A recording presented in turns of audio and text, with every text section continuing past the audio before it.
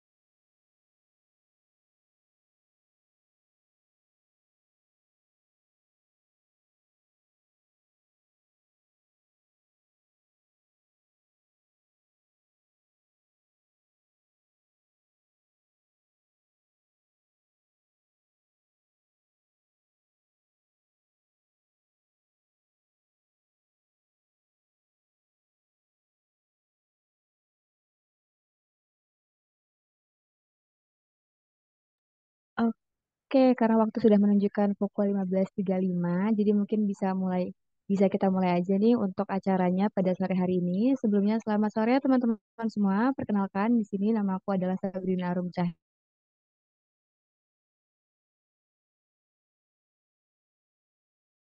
hari ini begitu. Nah, di sini sudah ada narasumber kita pada sore hari ini ada Mbak Ika juga di sini. Mungkin Mbak Ika boleh dada-dada atau mungkin saya hai juga nih Mbak Ika. Oke. Nah, mungkin teman-teman sebelum kita lanjut ke agenda pembukaan dan seterusnya begitu ya. Mungkin kita bisa nih untuk foto atau dokumentasi terlebih dahulu. Jadi kalau teman-teman di sini bisa untuk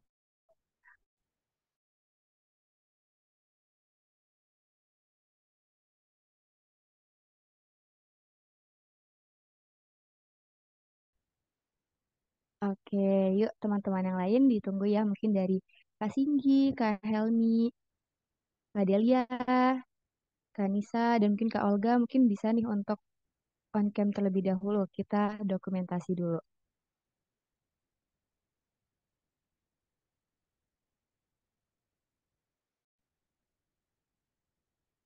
Oke, baik. Mungkin sudah cukup gitu ya yang bisa on cam.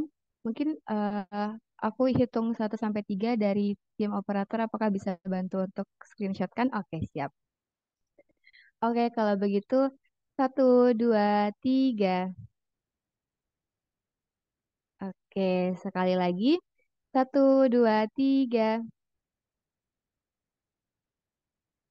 Oke, ini ada Mbak Anissa yang baru bergabung on cam. Berarti kita sekali lagi. Coba 1, 2, 3. Oke, baik. Terima kasih banyak teman-teman yang sudah bersedia on cam nih. Oke, kalau gitu mungkin akan langsung aku mulai saja. Jadi selamat sore teman-teman, selamat datang di angkringan CCP yang ke-20. Senang sekali di sini aku bisa nih bertemu dan berbincang bersama teman-teman di sesi sore hari ini. Nah, jadi mungkin seperti yang udah pada tahu juga gitu ya, kalau tema kita sore ini itu adalah terkait intergroup friendship in everyday multiculturalism, yang akan membahas gimana sih pertemanan itu bisa terjalin di tengah keberagaman yang kita temui sehari-hari gitu. Dan hari ini juga kita beruntung banget karena bisa belajar dari narasumber kita, Mbak Ika Hana Pertiwi. Beliau ini merupakan bagian dari tim penelitian muda dan penghidupan dan sudah banyak nih meneliti soal hubungan antar kelompok itu sendiri. Dan mungkin salah satu tulisan yang menarik itu yang sudah aku baca begitu ya adalah merajut pertemanan lintas agama di lereng Lawu gitu dan gimana itu membahas gimana sih komunitas Sekar Ayu namanya begitu ya berhasil menjalin pertemanan lintas agama yang erat dan Islam bahkan produktif begitu seperti itu. Nah, jadi mungkin sebelum kita masuk ke materi utama dari Mbak Ika juga, aku ingin sedikit mungkin memberikan sedikit pengantar gitu supaya kita punya gambaran tentang topik hari ini tuh kayak gimana sih begitu.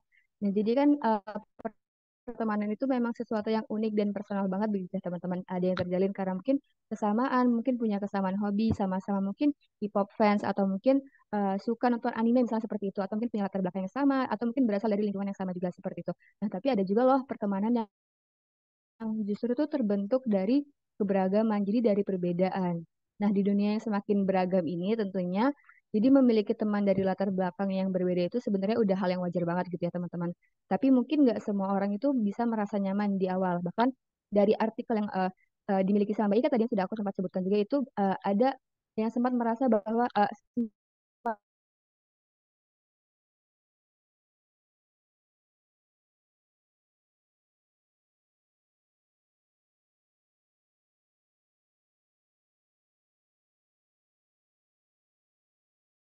ragu atau khawatir untuk tidak diterima ketika berteman dengan kelompok yang berbeda dari diri. Seperti itu. Kita merasa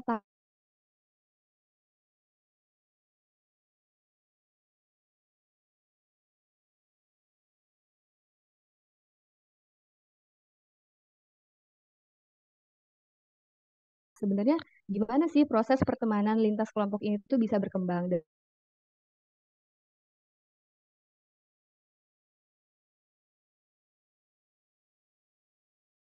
tuh. Nah, untuk menjawab pertanyaan ini kita bisa langsung nih dengerin pemaparan dari Mbak Ika. Jadi kepada Mbak Ika, waktu dan layar aku persilakan.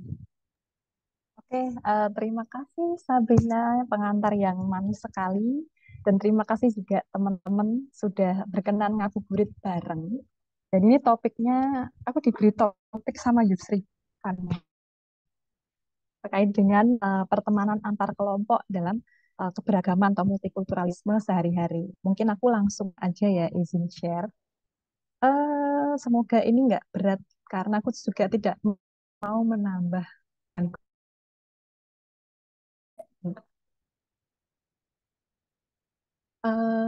Belum tampak ya, Bina. Masih loading Mbak kalau dia. Oh, oke sudah tampak. Misal aku coba share screen.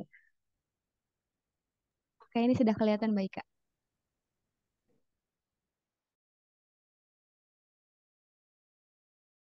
Bisa Mbak, sudah aman. Kasih. Nanti tolong aku di cut ya kalau kepanjangan karena kita perlu cari takjil teman-teman.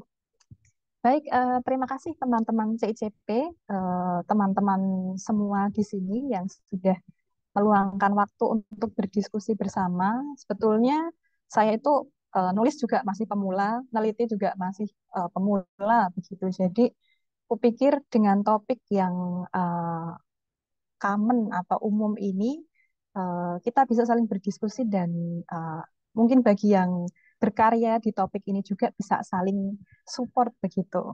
Temanya tentang intergroup friendship in everyday multiculturalism. Tadi sudah diberi pengantar yang keren sekali oleh Bina.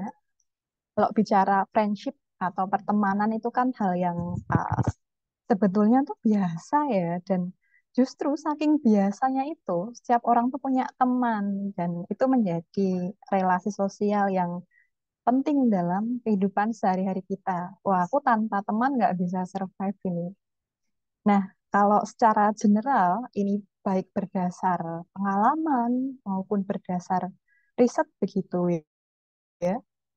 Ada banyak sekali elemen pertemanan seperti kedekatan, kemudian juga kebaik hatian, kemudian juga komunikasi, humor, eh, apa, menghabiskan waktu bersama. Ada juga konflik-konfliknya nih. Tapi kurang lebih bahwa memiliki teman itu juga menambah kebahagiaan dan kesejahteraan kita gitu. Oke, kalau secara klasik begitu ya, kita juga mengalami bahwa ada derajat-derajat kedekatan dalam pertemanan. Yang paling besar tuh kita banyak kenalan ya.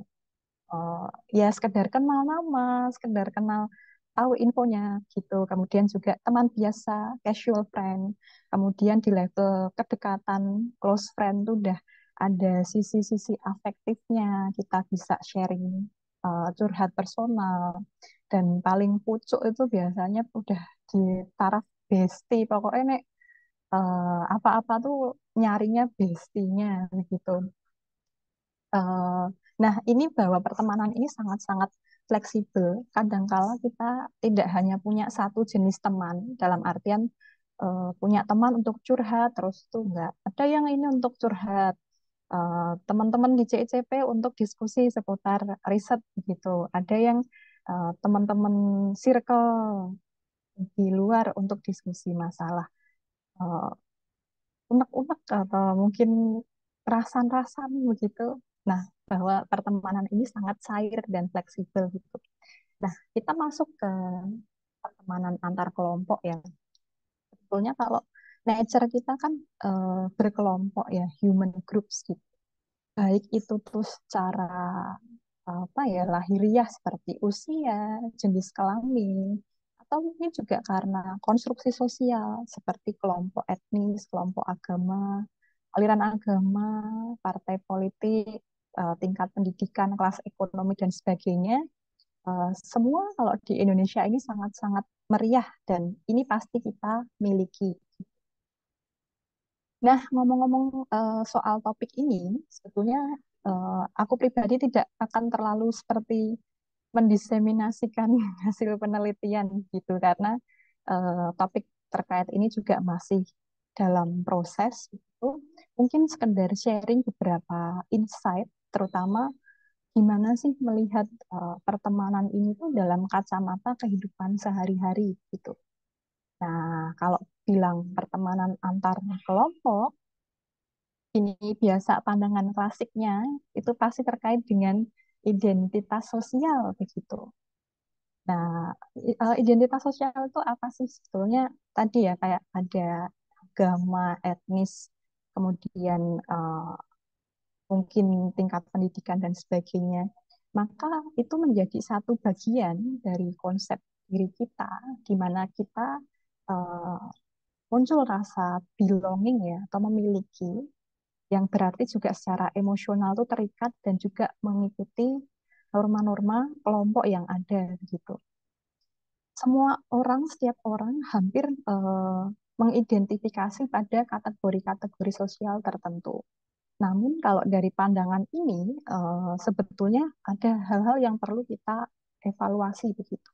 Karena dalam pandangan klasik SIT ya, kalau teman-teman psikologi itu familiar gitu, ada tadi pengkategorisasian sosial. Nah, ini kalau sudah ke arah polarisasi kami versus mereka. Nah, itu kan yang kemudian menimbulkan tegangan begitu. Sampai ada perbandingan sosial. Nah, di sini ada mekanisme yang sifatnya protektif atau self stereotyping.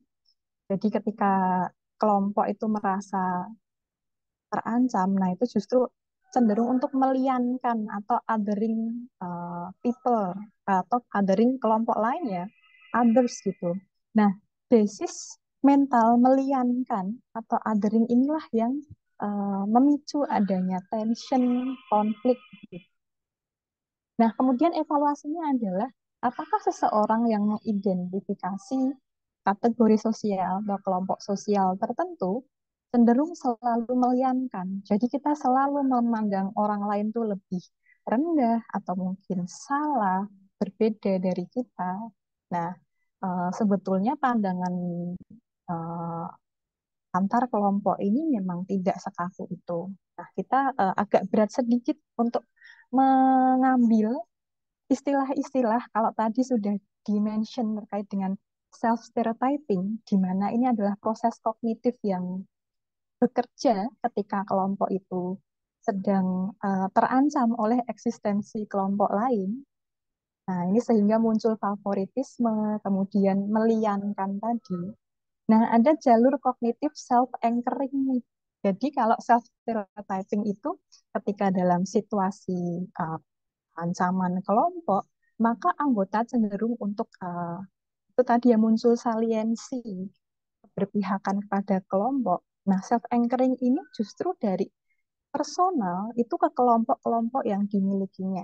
Maksudnya adalah eh, kita punya satu nilai yang kita internalisasi dan dimanapun kita berkelompok itu sifatnya sama.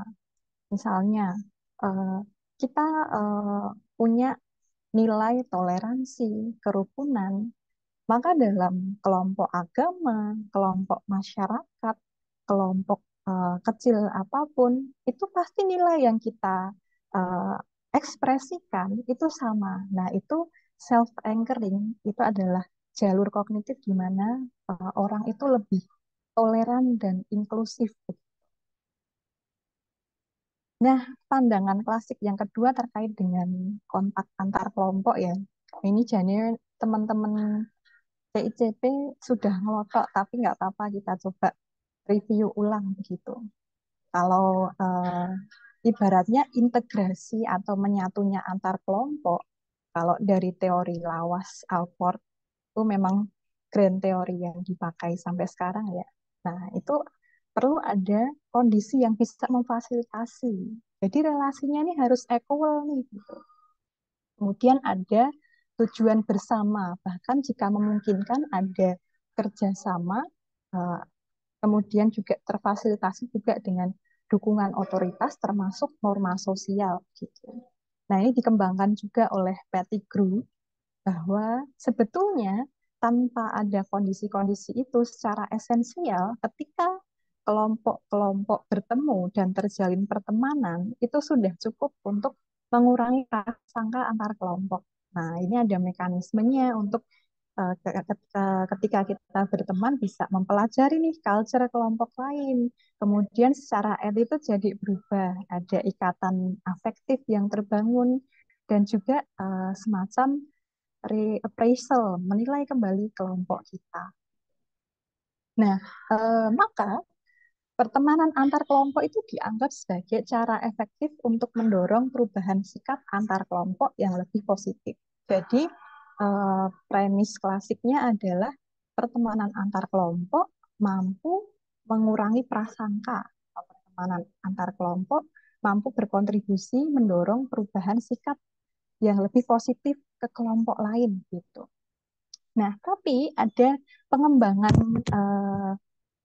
riset terbaru, terutama dari Co ini, menunjukkan bahwa sebetulnya eh, sebelum menjalin pertemanan, yang paling utama adalah bagaimana sih sikap awal kita terhadap kelompok itu. Nah, kita sikap awal membenci begitu kan eh, akan sulit untuk mendekat bahkan berteman gitu. Jadi di sini aku menekankan bahwa sikap awal, terutama nilai diversitas, nilai-nilai kita terhadap keberagaman, itulah yang justru menentukan pembentukan pertemanan antar kelompok.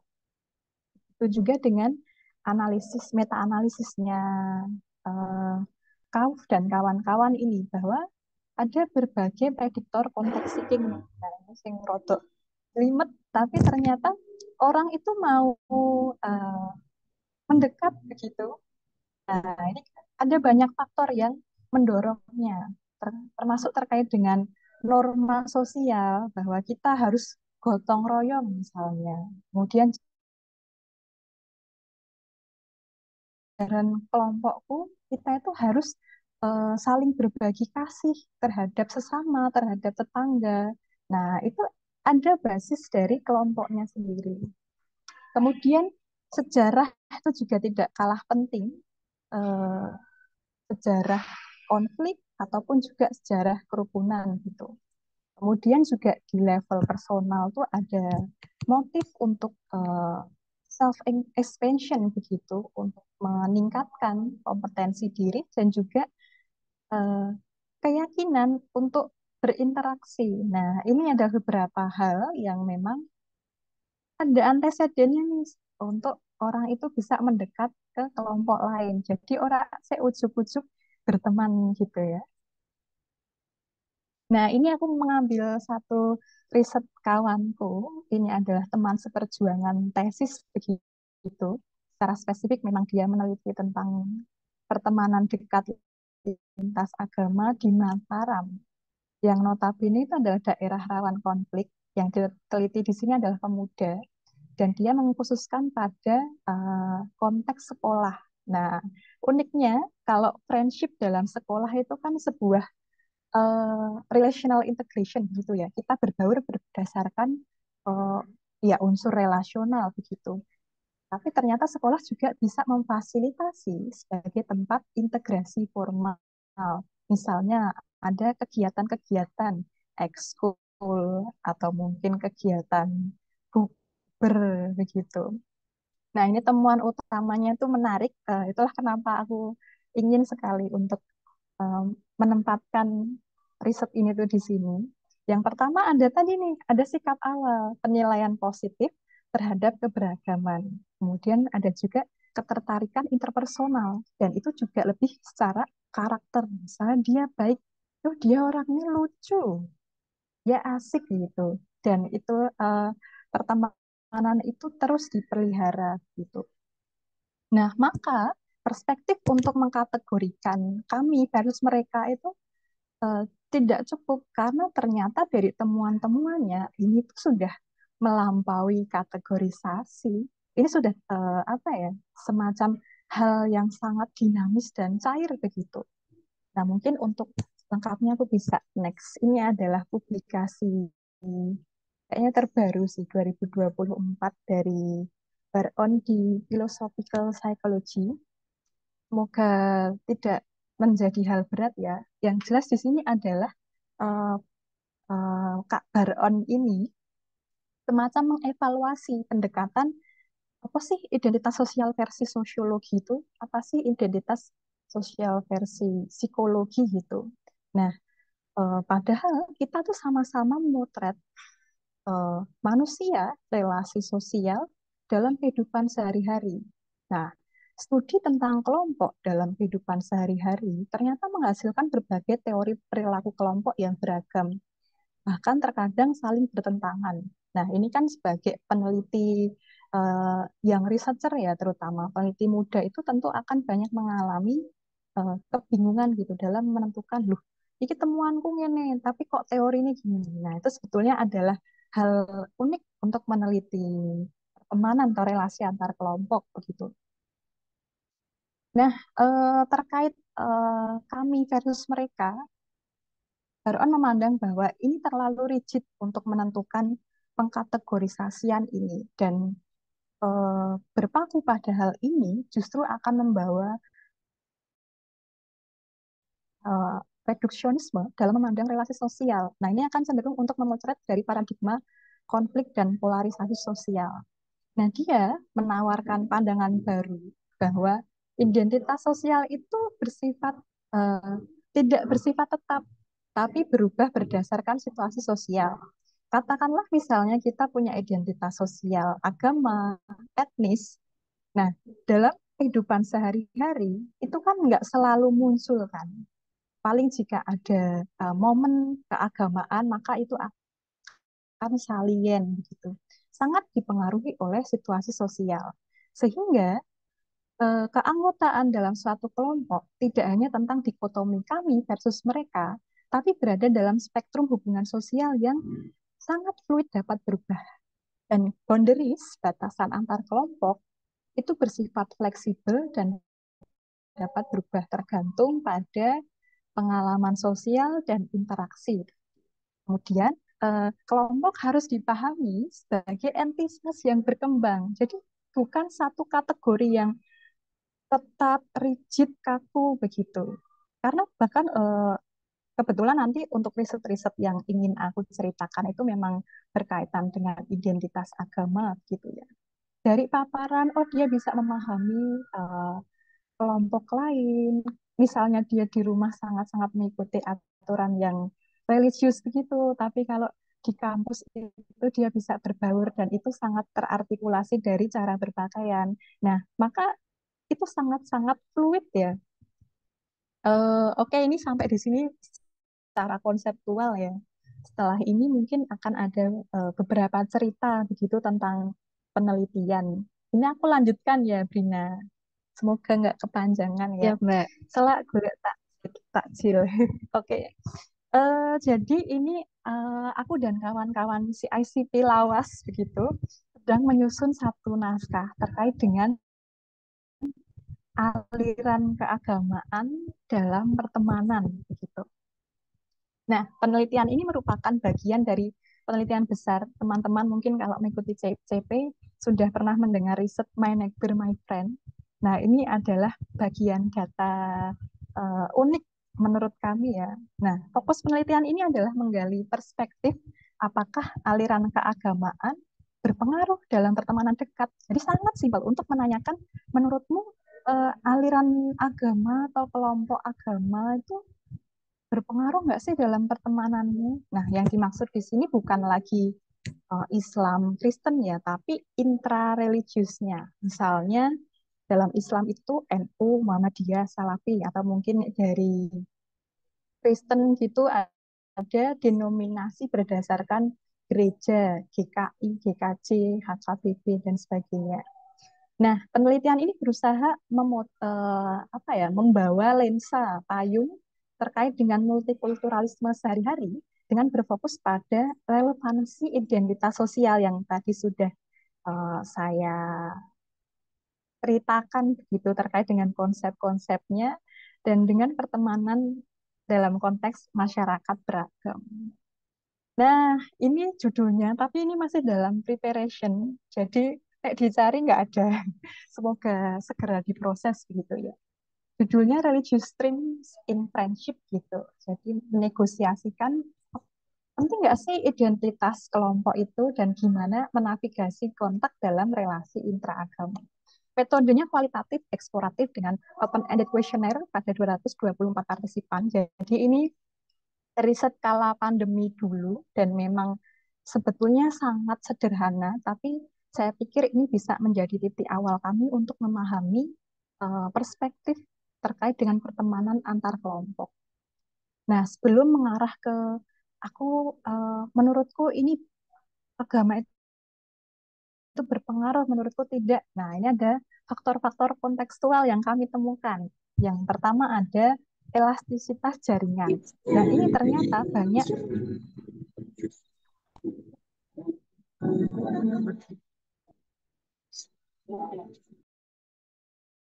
Oh, oke. Nah, misalnya ini dari istri nih, kegiatan keagamaan di kampung tuh cenderung sama, nggak dibedakan berdasarkan kelompok gitu. Nah, eh, kan biasa ya di kampung itu kalau masjid ya wis itu masjid kampung yang diikuti oleh eh, semua warga begitu. Jadi tidak ada segregasi atau pembedaan atau pelianan begitu. Oh, iki NU, iki Muhammadiyah gitu. Nah, maka konteks ini akan sangat berpengaruh dalam kita melihat relasi sosial antar kelompok ini. Nah, ini ada yang kedua itu pengalaman kontak. Nah, meski kami bersekolah di Muhammadiyah, kami tetap terbiasa dengan adanya kelompok agama, termasuk mayoritas NU. Nah, tadi pengalaman kontak itu juga ternyata berkesan dan membentuk preferensi seseorang untuk berteman, apakah dengan sesama kelompok atau beda kelompok. Nah, tapi perlu digarisbawahi bahwa preferensi ini juga sifatnya boleh-boleh aja, karena kan kita juga dalam koridor multikulturalisme, eh, apalagi dengan norma religiusitas yang semakin tinggi begitu ya. Jadi preferensi apapun ya itu memang real adanya. Nah, kita bahas aja nih. Oke, kok ora bisa diklik. Oh ya ini. Nah, ini terkait eh, temuan bagi mereka yang hmm, memiliki persepsi bahwa aliran keagamaan itu tuh penting dalam pertemanan gitu. Nah, kami menemukan adanya homofili. Ini ternyata ada motif-motif untuk meningkatkan religiusitas. Nah, homofili atau kecenderungan untuk berteman dengan sesama kelompok ini menunjukkan memang ada preferensi eksklusivitas pertemanan karena mereka menyoroti pentingnya ajaran agama, merasa memperoleh manfaat untuk pengembangan religiusitas mereka. Nah, kesamaan aliran agama ini dipandang sebagai hal esensial atau secara afek itu ya aku nyaman kok, karena bisa berbagi amalan dan belajar bersama tentang ajaran agama. Jadi memang mungkin dalam kehidupan sehari-hari hal yang banyak dihidupi ini adalah terkait dengan religiusitas. Kenapa mereka merasa penting dan utama untuk memiliki teman dekat dengan sesama kelompok. Juga respon minor yang menyatakan prasangka begitu ya, tapi sifatnya bukan ke arah hate atau kebencian gitu, tapi lebih ke ini merasa canggung atau ketidaknyamanan komunikasi. Wah, ketoknya kan dijak konsonan, dijak bahas ini kurang open minded gitu. Nah, ada eh, mungkin ada pengalaman-pengalaman kontak di situ. Nah, kita ke mereka yang ini mayoritas partisipan menjawab bahwa kelompok aliran agama itu tidak berpengaruh dalam pertemanan. Nah, preferensi untuk terbuka berteman dengan kelompok aliran agama lain menunjukkan kami naming dengan confident pluralism. Nah, ini yang diartikulasikan dengan kecairan dan keterbukaan pada keberagaman dan perbedaan. Nah, uniknya mereka yang terbuka itu mengidentifikasi dirinya. Yang pertama, oh identitas agamaku tuh kuat kok. Ya aku nggak akan terpengaruh kayak stigma-stigma kok nek ke kancan kalau berteman dengan agama lain nanti kelompok agama lain akan terpengaruh. Nah, dia merasa identitasku udah kuat kok jadi aku pede aja gitu. Yang kedua, mereka mengakui bahwa mereka tidak berafiliasi dengan aliran keagamaan apapun, jadi terbuka. Nah, yang ketiga, ini mungkin mirip dengan temuannya tesis Amalia tadi, menganggap bahwa karakter personal itu lebih penting daripada sekedar kelompok keagamaan, seperti kebaik-hatian, asik, enak diajak ngobrol, atau mungkin ada hal lain seperti kesamaan hobi, kegemaran. Nah, dalam pertemanan antar kelompok aliran agama panjang ya. Nah, seseorang selalu memiliki cara untuk menavigasi tegangan atau yang mungkin muncul dalam komunikasi. Nah, ternyata navigasi dialog keagamaan itu jadi mekanisme yang krusial untuk maintaining friendship itu sendiri. Nah, ini contohnya nih. Saya menghindari bahasan agama dalam obrolan sehari-hari dengan teman saya. Nah, ini eh, ada yang memang dia terbuka untuk berteman dengan kelompok lain, tapi memang menghindari bahasan agama untuk menjaga ini ya supaya tidak ada konflik gitu. Tapi ada juga yang sesekali memang topik agama muncul dalam diskusi santai, tapi nggak pernah berujung dan ada perdebatan. Kami berusaha saling memahami. Nah, ini sederhana kami di kami yang sedang dalam siapan gitu ya. Nah, diskusinya apakah tadi homofili atau yang kecenderungannya berteman dengan sesama kelompok ini berarti menutup kemungkinan untuk berteman dengan kelompok lain? Jawabannya adalah tidak juga, karena tadi kan konteksnya lebih ke pertemanan dekat. Maka di berbagai literatur sebetulnya seseorang itu juga berteman dengan kelompok-kelompok lain, namun bisa jadi yang membedakan adalah derajat kedekatannya. Gitu. Kemudian, ternyata navigasi komunikasi itu menjadi proses adaptif pertemanan antar kelompok. Jadi ini dibilang intergroup friendship ini ngomong ke apa toh?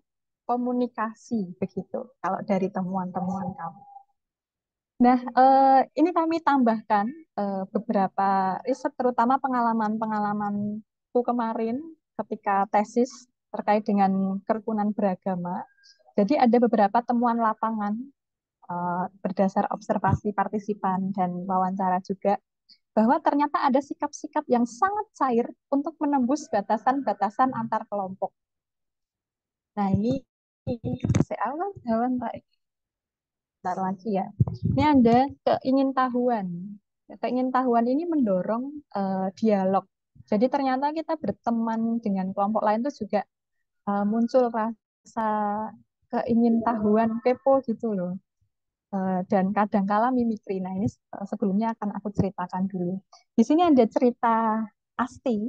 Ini beliau adalah Hindu Bali tradisional yang masih ada ritual-ritual banyak begitu. Dan dia menceritakan pertemanannya dengan Hindu Brahma Kumaris, yaitu Hindu yang sudah melepas tradisi dan berfokus pada spiritualitas, ya semacam meditasi begitu. Nah, dia menemukan menemukan bertemu temannya itu di tempat kerja. Nah, jadi di sini ternyata place itu menjadi unsur penting perjumpaan antar kelompok. Misalnya tempat kerja atau kampus, apalagi kita kan juga sehari-hari bertemu dengan teman dari kelompok-kelompok lain itu. Nah, dalam berteman ternyata Asti ini tuh penasaran, bahkan mengadopsi beberapa hal dari ajaran agama temannya yang Hindu Brahma Kumaris. Jadi karena peribadatannya itu lebih banyak dengan meditasi gitu, akhirnya dia belajar untuk meregulasi emosi dengan cara bermeditasi gitu.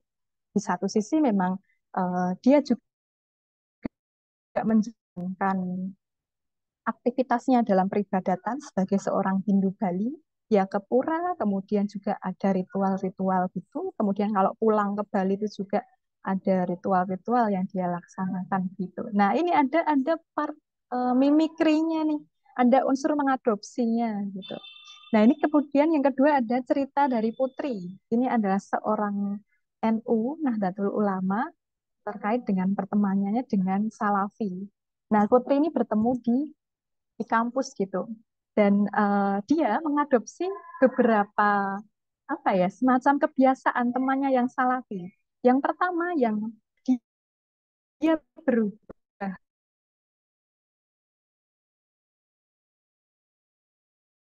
belajar untuk berhijab syar'i, kemudian mengenakan gamis dan kaos kaki salafi. Nah, kemudian juga kemudian ketekunan ibadahnya. Nah, tapi ada hal khas dari Putri nih. Jadi Putri ini tahu bahwa temannya yang Salafi ini akan sangat sensi begitu kalau dia bicara tentang cowok yang disukainya. Itulah kenapa dalam berteman dia cenderung untuk tidak membahas cowok begitu ya. Jadi tidak curhat cowok kalau ke temannya yang Salafi. Jadi dia curhat cowok itu ke teman dekatnya yang lain gitu. Nah, itu ada eh, apa proses mimikri itu hal yang unik tadi ketika Asti itu mengadopsi cara bermeditasi untuk membantunya ya regulasi emosi bahkan spiritualitas juga. Nah, Putri ini lebih pada cara berpakaian dan ketekunan beribadah. Nah, yang selanjutnya menembus batas selanjutnya adalah humor. Karena ternyata dalam pengambilan data lapangan teman-teman lintas agama itu banyak tawa. Mungkin teman-teman familiar dengan ini ya, serial Login yang udah dari tahun kapan itu. Dan kemudian meme-meme yang sifatnya itu humor gitu. Nah, utamanya di sini guyon ini menjadi tanda kedekatan tanpa tegangan. Terus pokoknya degree of closeness relasi pertemanan atau relasi apapun itu kamu sudah mencapai titik kedekatan yang hmm, lucu banget itu ketika sudah masuk humor dalam interaksi sehari-harinya. Kemudian juga ini bisa membuka ruang dialog lintas, namun juga menjadi seleksi sosial. Siapa yang kira-kira tuh bisa sefrekuensi nih di circle pertemanan kita gitu. Karena beberapa pertemanan lintas, terutama lintas agama, itu sangat selektif dalam membawa guyon ini dalam obrolan sehari-hari mereka. Kalau ada yang sensitif, maka mereka akan ya tidak akan menghadirkan humor-humor itu. Nah, ini mungkin cuplikan catatan fieldwork ya, ketika dulu saya apa ambil data di lereng Lawu, saya tuh 3 kali berbaur sama mereka. Bukan yang pertemanan interpersonal, tapi lebih ke berkelompok gitu. Ada yang Hindu, ada yang Islam, ada yang Kristen. Iya, 3 itu. Nah, ini beberapa obrolan mereka yang saya catat, misalnya daripada kamu sholatnya bolong-bolong, malah nambah dosa, mending masuk aja, ya cuma hari Minggu gitu. Dan mereka apa ya, ngobrol itu dengan tawa, itu bahkan bisa sampai 2 jam full tuh saya observasi partisipan gitu, lagi ini isinya guyon, tapi saya melihat keasikan pertemanan lintas kelompok agama ini. Kayak kayak gini, asyadu, asyadu, kayak gitu.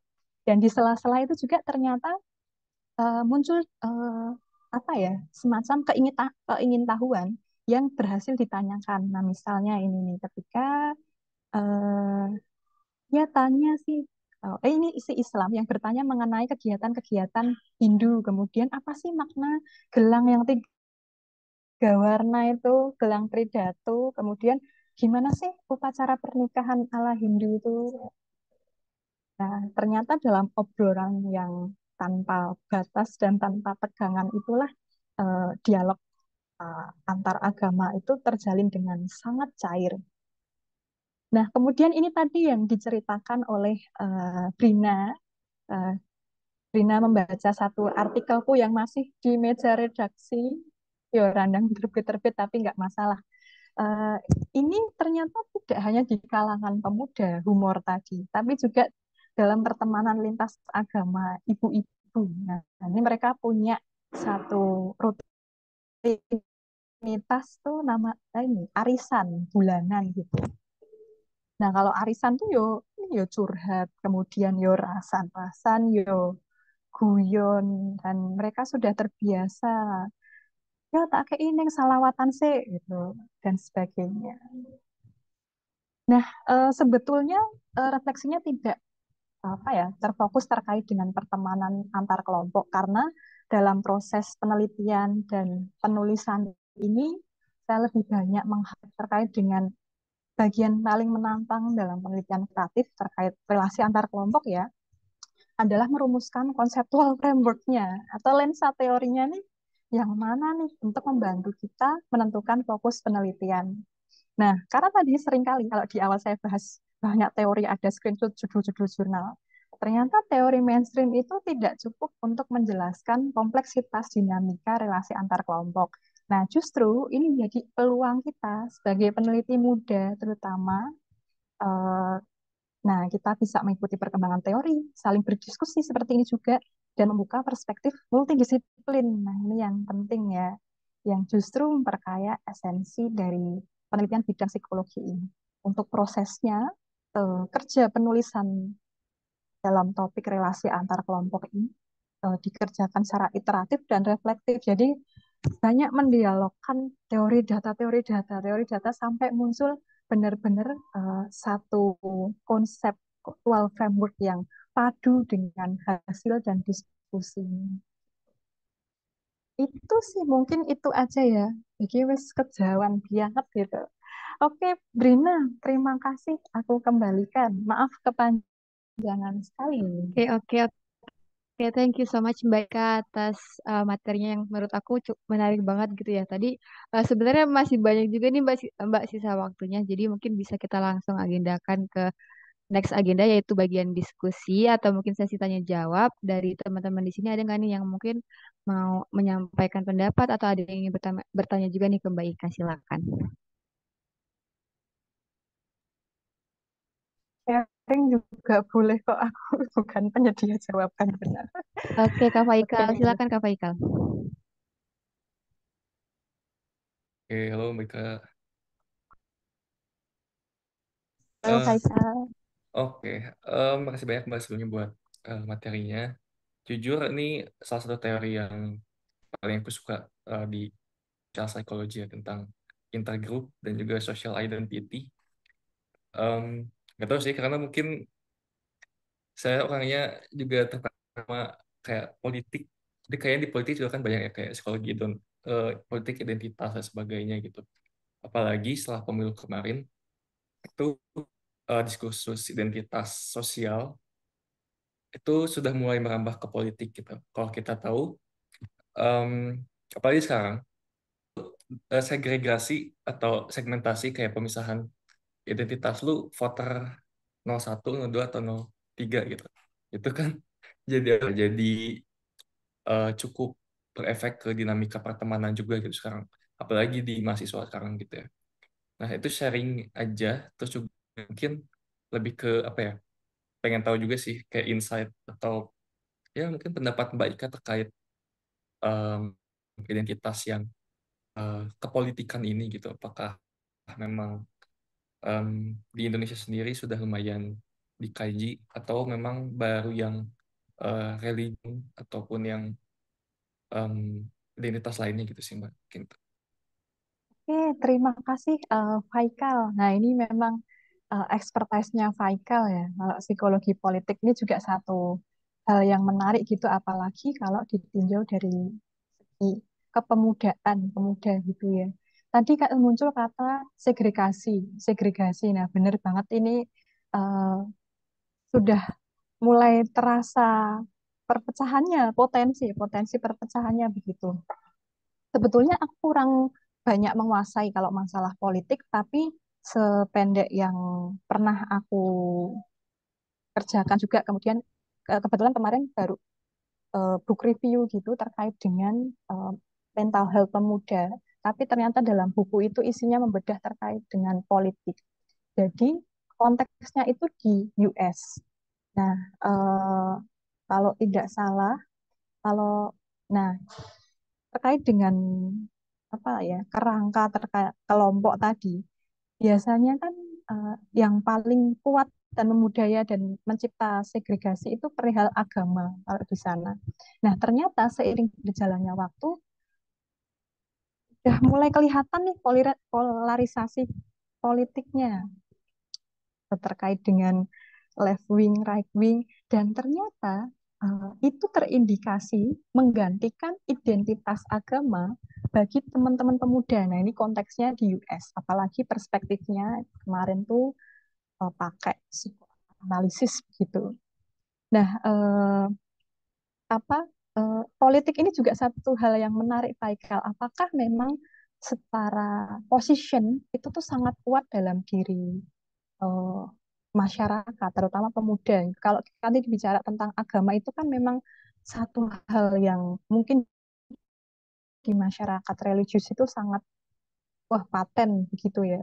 Nah, ini mungkin menjadi celah untuk diteliti juga. Mungkin Faikal sudah menuju ke arah sana untuk meneliti. Nah, oh ya, insight-nya mungkin begini, Faikal, terkait dengan pertemanan atau relasi antar kelompok.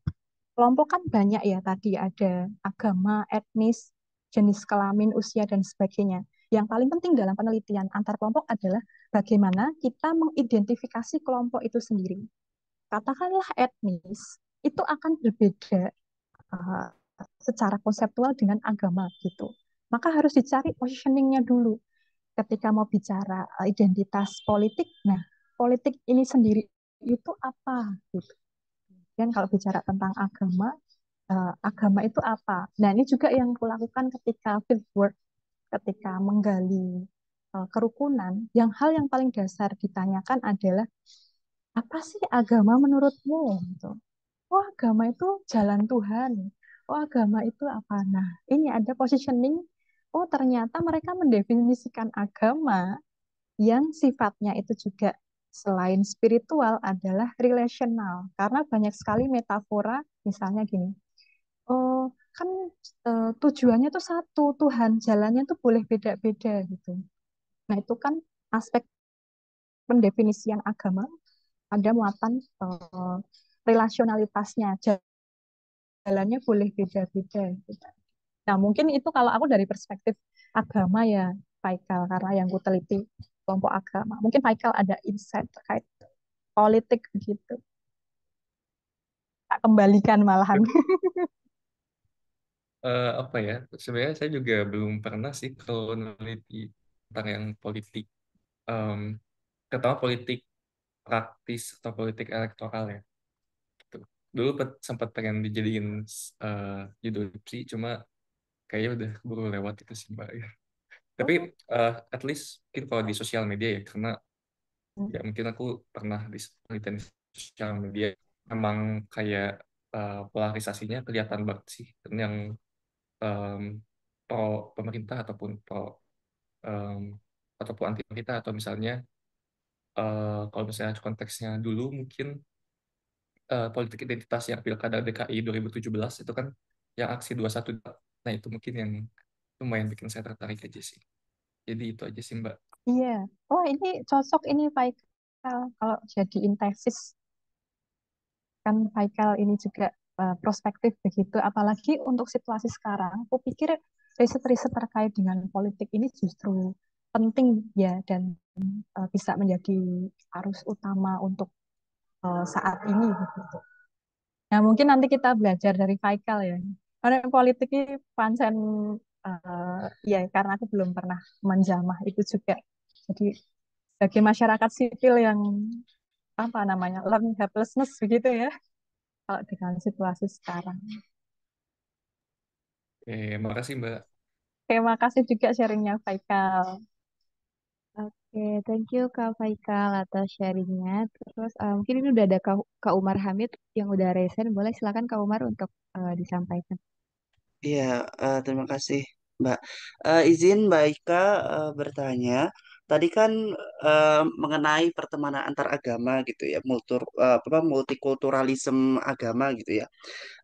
Tadi kan Mbak Ika juga menyinggung tentang kalau misalnya kita berteman dengan agama lain gitu, misalnya Islam, terus ada teman-teman kelompoknya, terus ada Kristen, Buddha gitu ya, itu kadang suka guyon gitu, misalnya asyhadu Allah gitu ya ke teman-teman Kristen gitu ya, terus yang teman-teman Kristen misalnya ngomongin tentang tentang kitab Bible-nya gitu ya.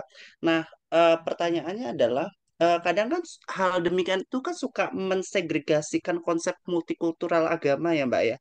Nah, yang mau saya tanyakan, apakah konsep-konsep guyon seperti itu bisa menurunkan akidah agama masing-masing gitu? Karena kan biasanya kalau orang yang suka guyon kayak gitu, era kita apa ya, era apa ya, merekonstruk pemikiran kita lagi. Oh iya, ternyata keislaman kita tuh kurang. Terus, oh kayaknya kita tuh Kristen banget ya gitu. Yang seperti itu juga gitu ya Mbak ya.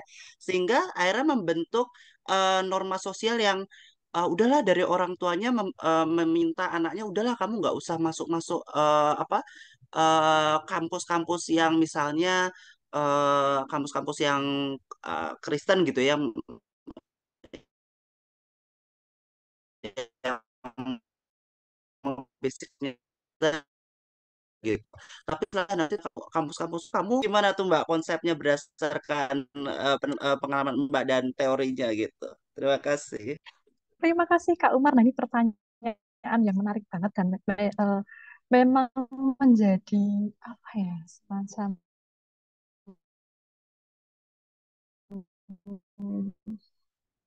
kan sangka aku justru ya menjadi ketika meneliti ini, weh, lagi guyonan seperti ini akan berpengaruh nggak ya pada religiusitasnya. Nah, sebetulnya aku declare dulu bahwa dalam penelitian yang kulakukan itu memang belum sedalam untuk menggali kontribusi pertahanan tadi ke religiusitasnya. Karena memang aku juga mungkin nanti Kak Umar bisa sharing juga ya, masih mencari cara bagaimana sih meneliti, apalagi topiknya kan agama ya sensitif ini, supaya kepartisipan itu juga etis begitu.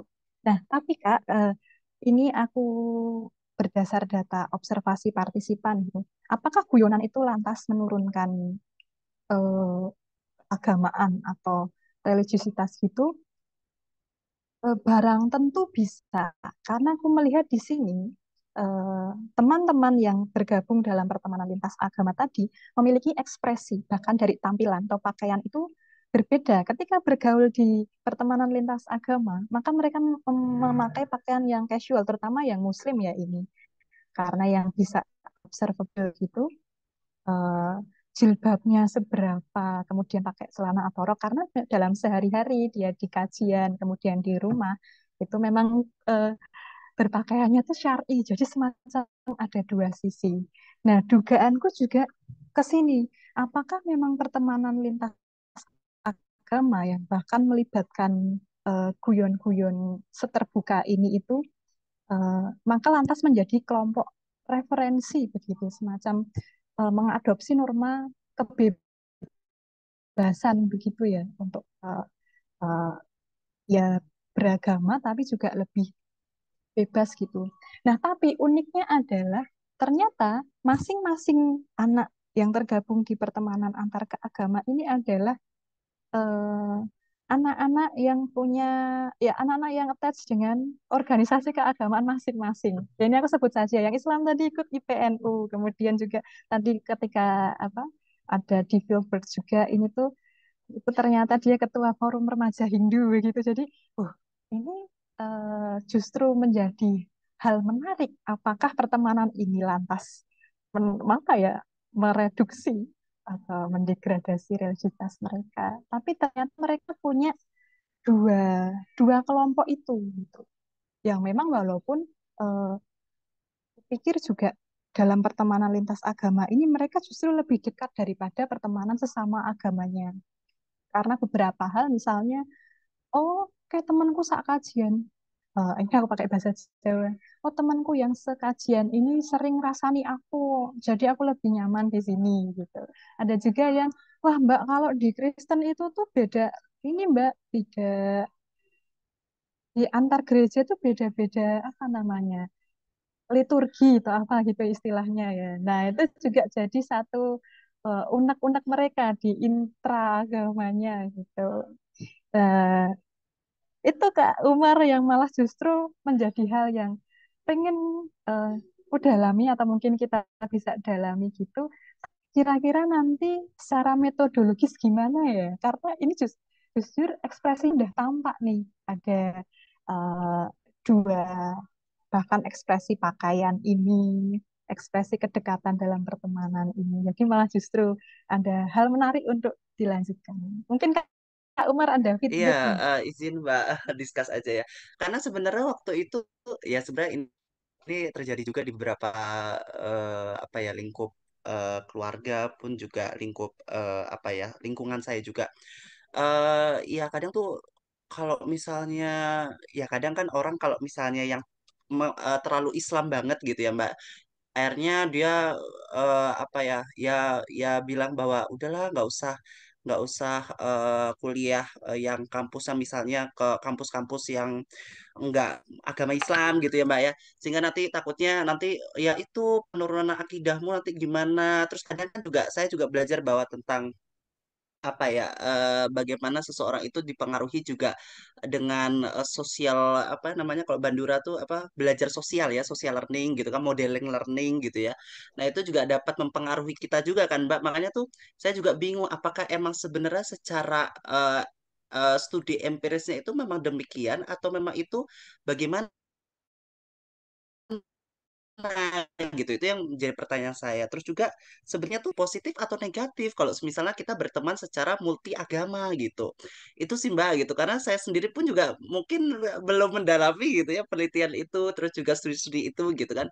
Jadi mungkin ya masih banyak hal juga yang perlu saya wondering akan hal itu gitu. Paling itu sih Mbak. Terima kasih Mbak untuk penjelasannya. Terima kasih Kak Umar sih banyak sharing gitu. Ini konteks pemuda ya, kan dikaitkan dengan kematangan identitas. Dan memang pertemanan antar kelompok agama ini juga seperti dua sisi mata uang begitu. Tapi juga di satu sisi seperti tadi ya, guyon atau humor itu juga menjadi seleksi sosial nih. Ini kan juga membentuk eksklusivitas sendiri kan. Nah, itu mungkin yang PR bersama ya. Mungkin nanti Kak Umar kalau ada penelitian bolehlah jawil-jawil aku atau teman-teman di sini juga gitu. Matur Terima nuwun kasih. Mbak. Oke, Oke. thank you so much Kak Umar dan juga Mbak Ika tadi seru banget diskusinya ya. Nah, mungkin dari teman-teman yang lain di sini apakah ada lagi nih yang mau bertanya atau mau diskusi bareng Mbak Ika seperti itu?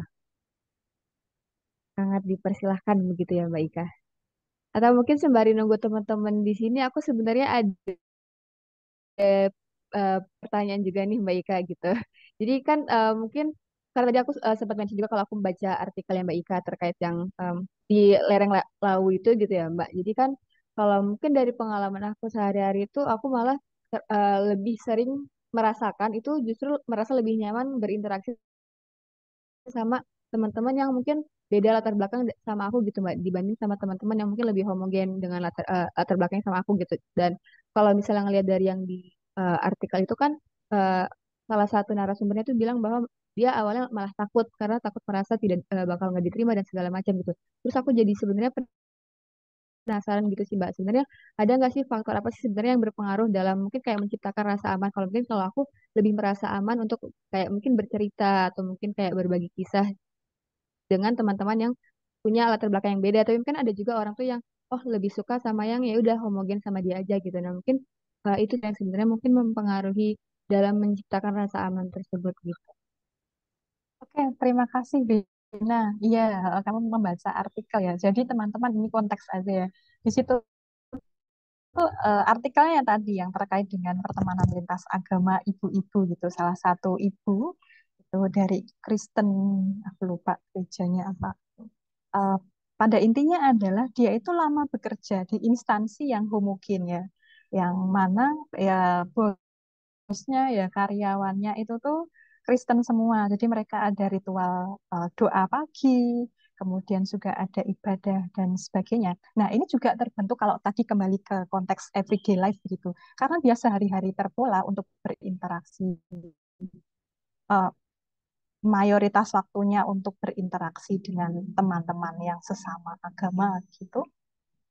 Maka ketika ingin melangkah eh, misalnya udah keluar dari pekerjaan nih kemudian kembali ke kampung atau masyarakat yang heterogen gitu ada kecanggungan tapi perlu digarisbawahi bahwa itu adalah hal yang natural gitu.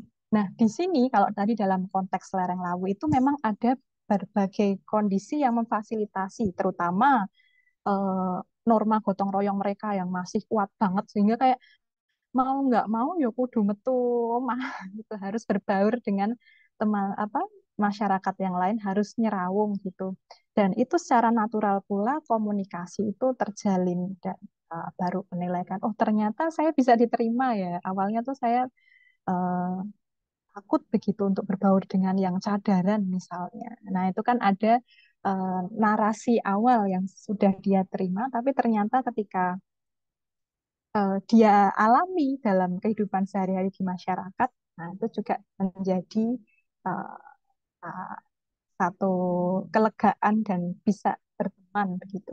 Nah tadi kalau Brina bilang, kenapa ya kalau bercerita dengan teman yang beda itu kayak lebih lebih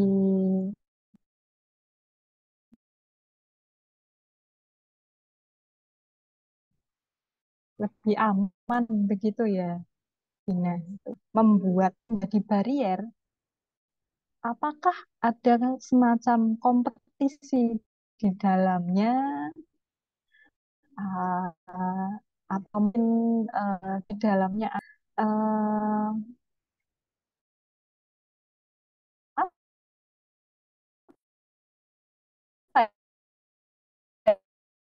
ya, ya, mungkin teman-teman bisa ada ya di apakah ada unsur tidak nyamanan apa sebetulnya.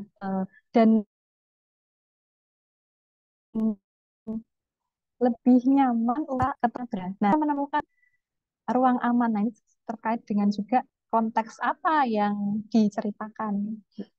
Tapi untuk pertemanan itu hal yang mau ke siapapun urusannya. Nah, mungkin teman-teman ada itu uh, tadi yang aku cerita sama Umar tadi.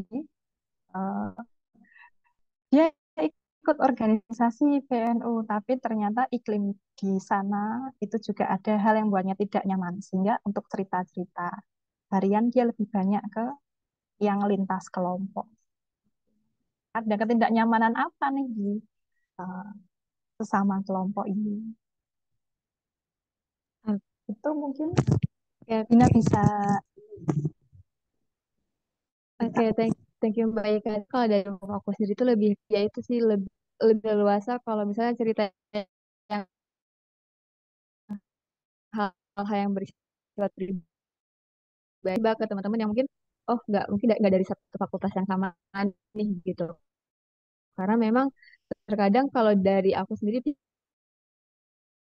pikiran tuh kayak, oh dia itu ada di dalam satu lingkup. Jadi kayak mungkin kalau misalnya aku cerita ke dia saja, misalnya kalau cerita aku kayak gitu, itu istilahnya mungkin mempengaruhi juga bakal kehidupan sosial aku ke depannya gimana kalau misalnya kan kita ada di lingkungan kan Oke, kita jadi poin bakal utamanya sudah bos. teridentifikasi yang konek bocor gitu. Iya, itu. Oke, thank you so much Mbak Ika atas tadi jawabannya. Nah, mungkin teman-teman di sini apakah ada lagi nih yang mau bertanya atau mungkin berdiskusi bareng Mbak Ika?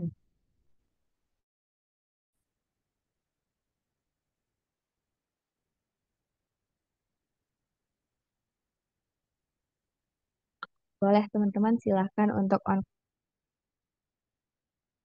cam saja.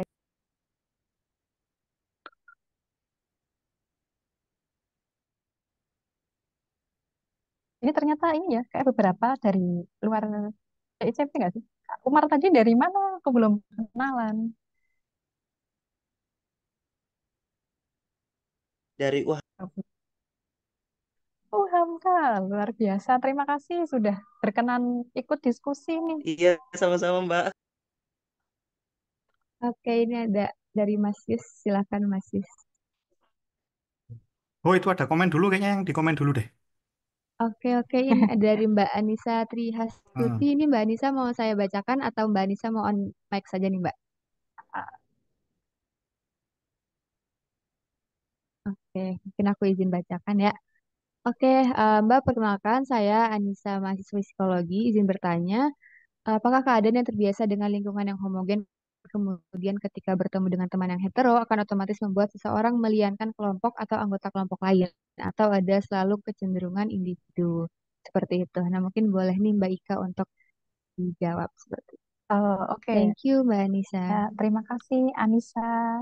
Jadi mungkin kalau kecenderungannya eh, homogen gitu, apalagi tadi ya terkait dengan cerita di artikel yang dibaca Brina ya, di pertemanan lintas agama ibu-ibu tadi mungkin eh, meliankan. Nah, meliankannya ini substansinya apa nih? Apakah merasa khawatir gitu, kemudian terancam? Jadi kayak, wah, aku bisa diterima nggak ya? Dia akan menerimaku nggak ya? Nah, kadangkala memang bariernya adalah ada ketakutan-ketakutan itu.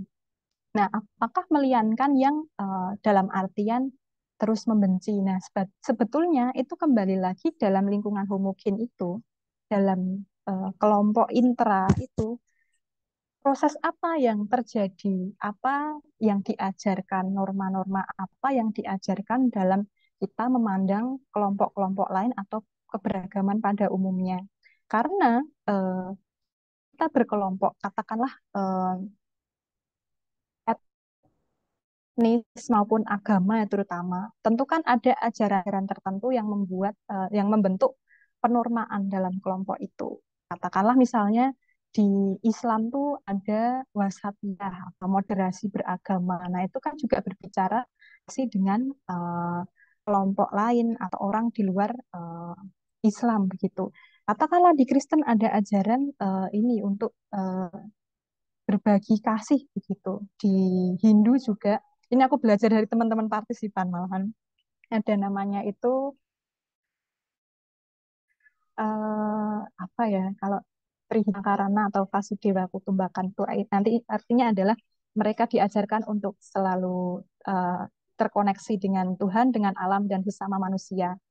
Nah, di kelompok intra itu apa norma yang diajarkan? Jadi tidak selalu untuk meliankan kelompok. Mungkin secara personal ada rasa-rasa kayak aku diterima nggak ya nanti. Nah, ketakutan-ketakutan itu wajar karena belum ada interaksi intensif. Nah, nanti dalam everyday life ketika ada kontak-kontak itu. Nah, tadi juga bicara terkait dengan teori klasik kontak ya, dan tentu juga melihat juga aspek kontekstual kulturalnya.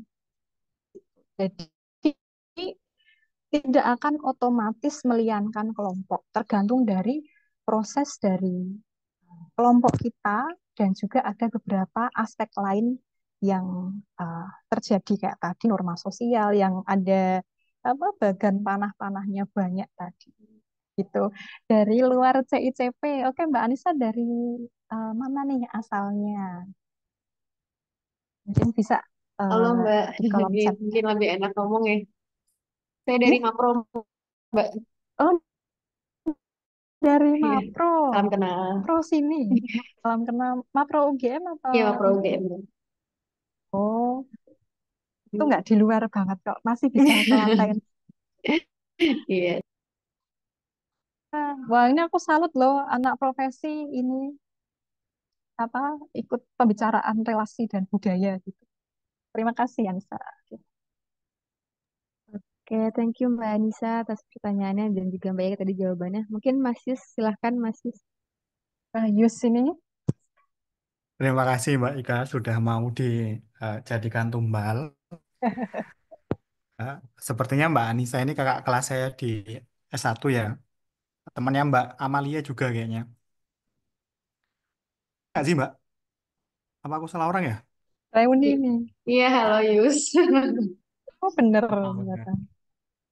Nah, eh, ngomong-ngomong, apakah ini yang akan sebenarnya pertanyaannya agak ya, apakah ini yang akan dibawa ke eh, disertasi gitu ya, Mbak ya? Kok curiga salah satu topik yang dikembangkan oleh Mbak Ika dan eh, kita tadi yang disun di awal apa mensintasi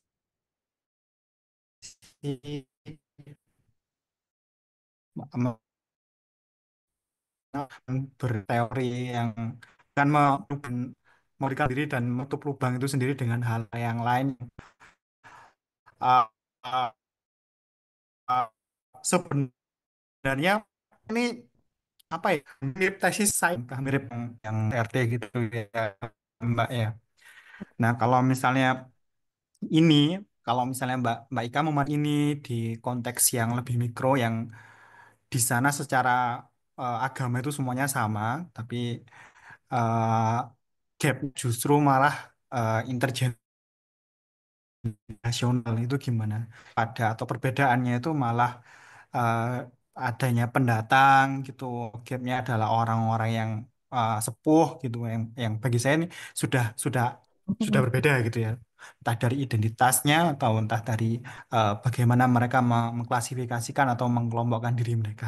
Heh, Wah, gitu aja Mbak. biasa Yusrifan sama-sama ternyata juga aku senang menjadi tumbal Yusrifan. Dimension terkait apakah ini untuk disertasi. Nah, ini mungkin sebuah konferensi pers yang terlalu dini gitu ya.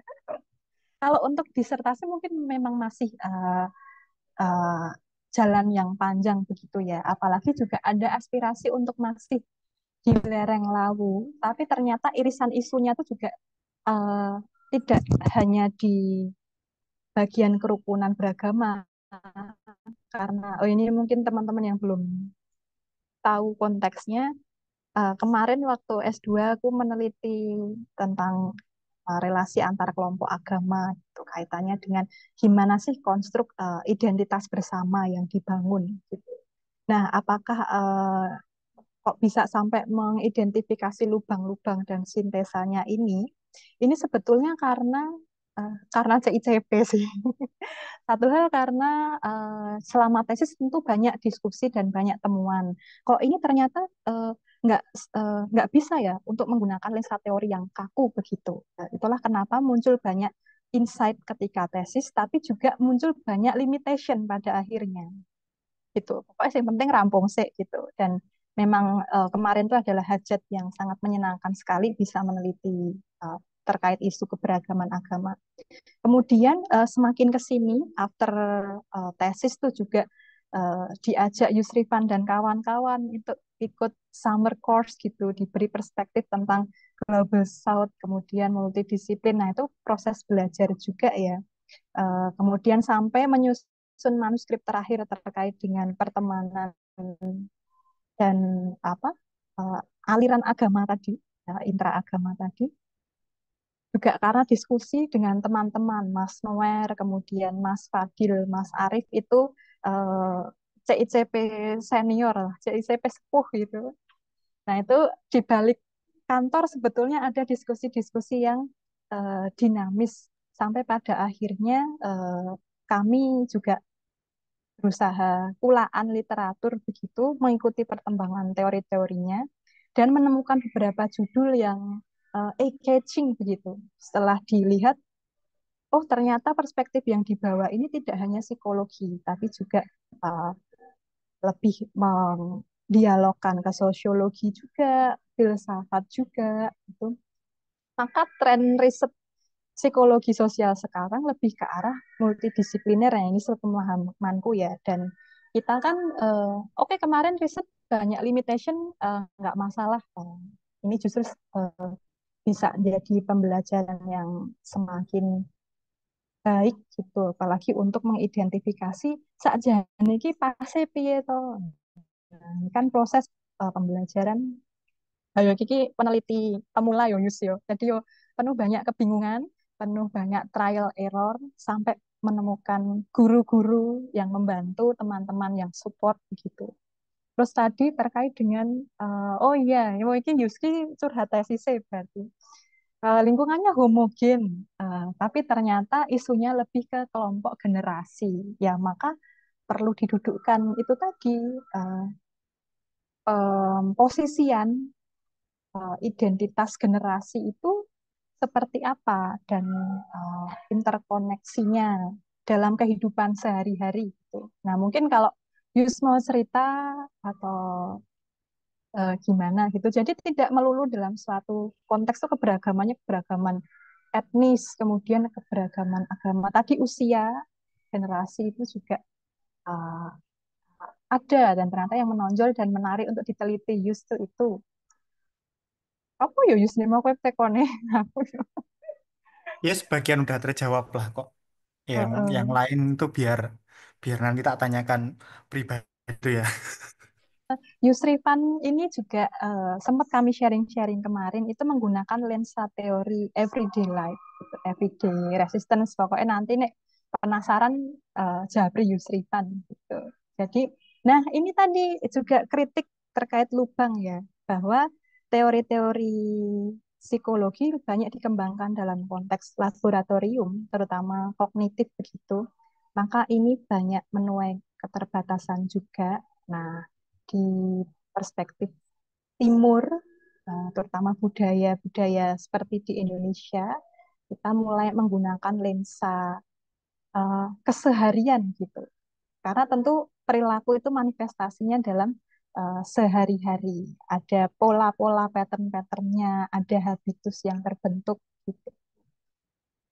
Nah, mungkin itu nanti kepanjangan jadi eh, presentasi everyday life. Ya Mbak, terima kasih. Eh, selain selain tutup lubang gali lubang dan yang mungkin agak menyentil tadi adalah senior senior di CCP ya. Padahal beberapa kali saya mendengar kalau Zoom itu bukan senior ya, bahasa lebih lebih lebih jadul lagi artefak begitu ya. Mas Nomer, Mbak Ika juga. Betul. Sudah Mbak Bina. Terima kasih Yusrifan. Oke, terima kasih Mas Yus. Nah, mungkin teman-teman aku membuka kesempatan terakhir nih. Apakah ada lagi yang mau bertanya atau mau berdiskusi nih bareng Mbak Ika di sini? Mungkin aku hitung sampai 5 ya. Satu, dua, lima. Oke, baik nih Mbak Ika, karena kayaknya udah pada puas juga ya Mbak. Tadi udah banyak banget diskusinya sama Mbak Ika dan udah dapetin materi yang super duper insightful juga dari Mbak Ika. Dan karena sudah mau jam 5 sore juga tadi, siapa tahu pada mau nyari takjil juga gitu ya Mbak. Oke, nah mungkin sebelum kita tutup dari Mbak Ika ada mungkin sepatah dua patah kata untuk menutup atau kayak wrap up dari Mbak Ika dulu nih. Apa ya, wrap up-nya mungkin lebih loncat ke, ya mungkin teman-teman di sini punya aktivitas akademik ataupun peneliti ataupun pekerja sosial dan sebagainya. Eh, karena aku sedang dalam, mungkin kita bersama sedang dalam masa prihatin dengan kondisi. Wah, aku ki rasanya poso ki abot mergo orang mugo luwe, tapi mergo politik ya. Notifikasi vital gitu.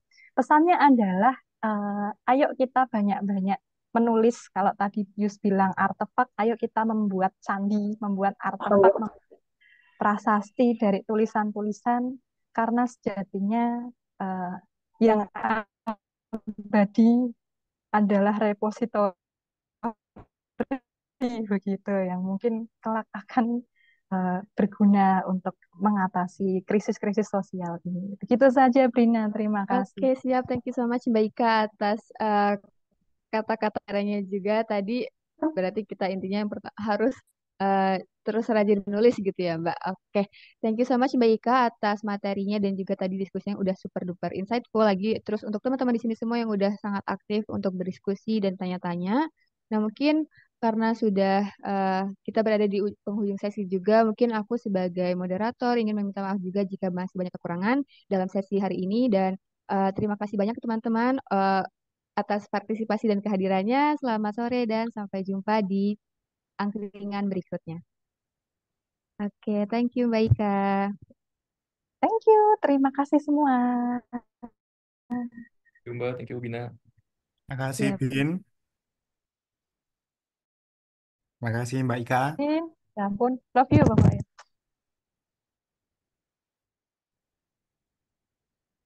Udah ya, TN ya.